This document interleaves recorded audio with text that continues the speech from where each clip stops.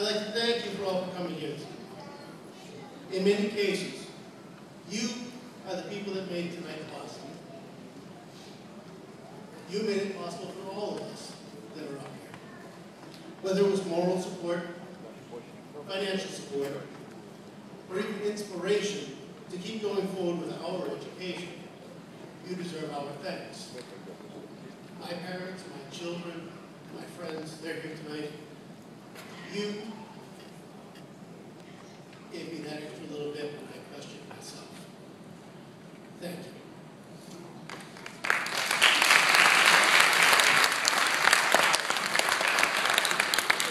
Many students here tonight started this process with other goals in mind.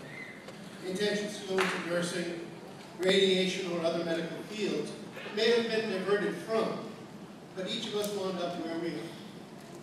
I myself have no regrets and consider myself fortunate and blessed to be here.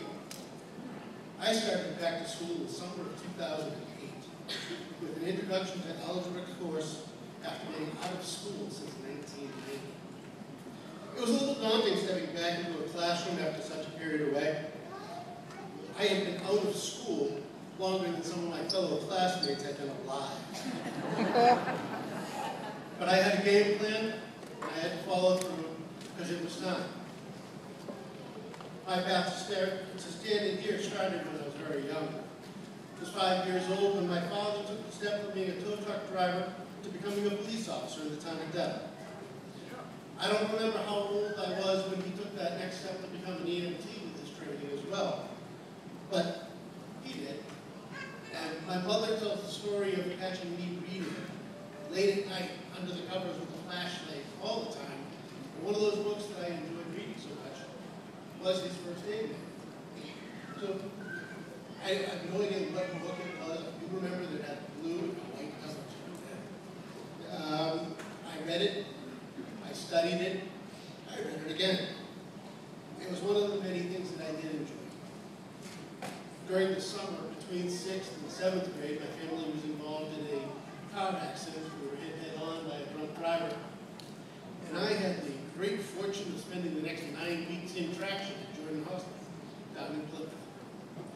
Well, that night of the accident, I was lying on an emergency room bed, and the doctor held up an x-ray to my leg. And lucky me again. We had just had a section of bones and whatnot in 6th grade. And I went, oh, that's a compound fracture. And the doctor went, very good. It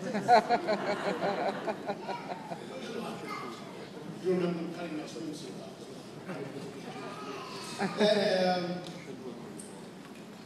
As a coincidence would happen again, while I was in that hospital, I happened to catch a news article on television. Mind you, I was 11 years old. That news article talked about how in the United States we were short x-ray technicians. Why did that strike a chord to me back then? I have no idea, but it did. And I said, well, that might be a good to that.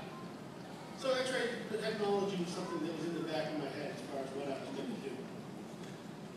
I got a little distracted, moving on to other things in my life. But it wasn't too long after I got out of that hospital bed and back to school that my mother went back to school as well. My mother went back to school for medical office management. So once again, there's more medical books lying around the house. And I don't know how many days we sat at the kitchen table going over vocabulary, but I can still remember now what it is and how to spell sphygmomanometer. For those of you that don't know, it's the fancy name for a blood pressure cuff. In and among my distractions, I did go on to college after high school. I went for technical theater, a field where there were absolutely no jobs at the time. And I sort of found myself on a different career path. I became a corrections officer for the Norfolk County Sheriff's Office, and I've been there for the last 20 years. At 15 years in, I told myself that I want to be able to get out of that 20-year mark. I want to be able to retire at age 52 and move on to something different. Spending your life in jail is no fun. I was married, I had 2 children, was working full-time, a whole lot of overtime, but I knew that my education was going to be the next thing that was necessary for me to be able to move forward and provide best for my family. I started with one class a semester for 3 years, getting all my prerequisites done, kind of surprising myself, and finding that after all this time out of school, I was enjoying myself. I was enjoying the challenge. I wanted to be there in those classrooms. Here's the case. I went to college the first time around, no one would have time. So here it is 20 years later, and I pushed myself to achieve what I had. I'm a Phi Theta Kappa honor student. A few months away from retiring career and poised to start the next part of my life with a brand new career, something that I've been having fun doing as well as enjoying the challenge. My story is probably not too dissimilar from that of a lot of my classmates, though I'm sure that more than a few of them managed to stay out of jail.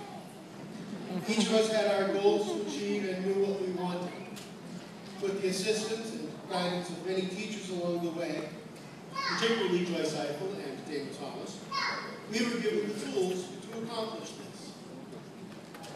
We have spent the last number of months working side by side with surgeons, nurses, and other surgical technologists in some of the best hospitals in the country. My time at Beth Israel Deaconess Medical Center has been filled with people who have been supportive as well as challenging of my education. There's too many to name, but I cannot think of one that I would not be glad to walk in and work side by side with again. I've heard a number of my fellow students echo my sentiments. With over 40 mass-based students this semester filling spots in student roles as surgical technologists, as well as the many graduates who are proud to share their mass pay experience in this program. This program truly is an intricate part of the fabric of the medical technology and medical field that is the hospital culture that exists here in Massachusetts. We are blessed to be part of it.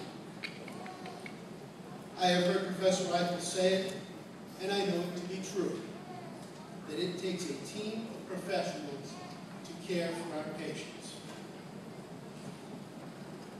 So my hat is off to my fellow students, to Professor Eiffel, Professor Thomas, Dean Mackey, Professor O'Connell, President O'Connell, sorry, and to all the other educators in all of the hospitals we've been at.